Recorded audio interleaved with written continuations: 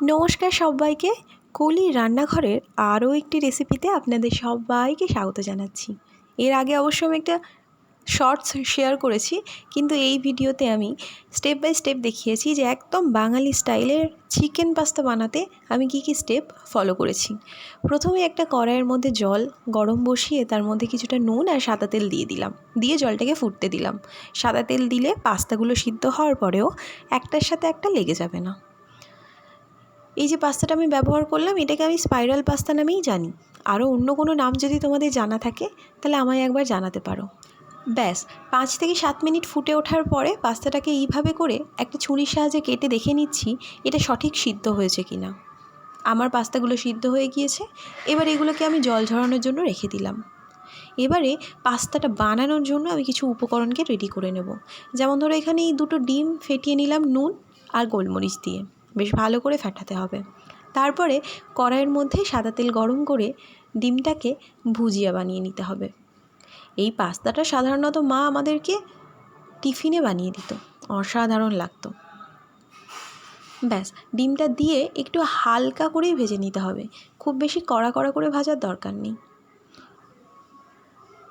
ডিমের ঝুড়িটা বানিয়ে একটা বাটিতে তুলে রাখবো।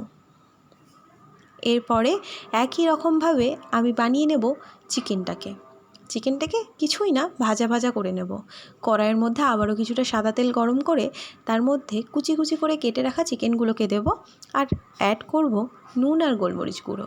ব্যাস এপিট ওপিট করে 7-8 মিনিট ধরে নাড়াচাড়া করলেই চিকেনগুলো ভাজা ভাজা হয়ে যাবে। তারপর একইভাবে চিকেনগুলোকে একটা বাটির মধ্যে তুলে রাখবো।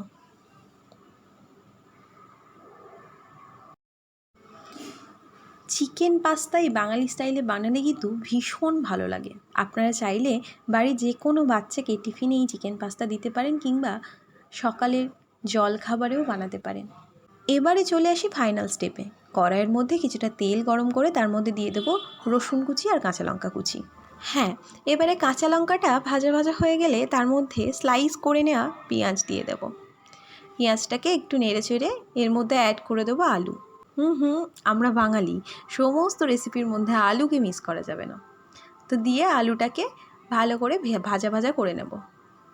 এরপর আর কি একে একে পাস্তা, ডিম, চিকেন এগুলো অ্যাড করে নেব, দিয়ে ভালো করে নাড়াচাড়া করব। এর মধ্যে অ্যাড করব একটা সিক্রেট ইনগ্রিডিয়েন্টস, যেটা হচ্ছে টমেটো সস। টমেটো সসটা একটু বেশি করে অ্যাড করে দেবো। ব্যাস একবার তোমরা অ্যাড করে দেখতে পারো, টেস্টটা অসাধারণ আসে। টমেটো কেচাপটা অ্যাড করে ভালো করে নাড়াচাড়া করে 2-3 মিনিট ভেজে সার্ভ করে দেব। বিশ্বাস করো অসাধারণ হয় খেতে। টিফিনেও বানাতে পারো, বাচ্চাদের টিফিনেও তোমরা দিতে পারো। যদি বাড়িতে ট্রাই করো তাহলে একবার আমায় জানিও, আর চ্যানেলটা সাবস্ক্রাইব করতে ভুলো না।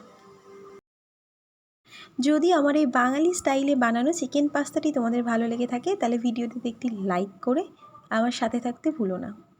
সবাই ভীষণ ভালো থেকো, দেখা হচ্ছে পরের ভিডিওতে।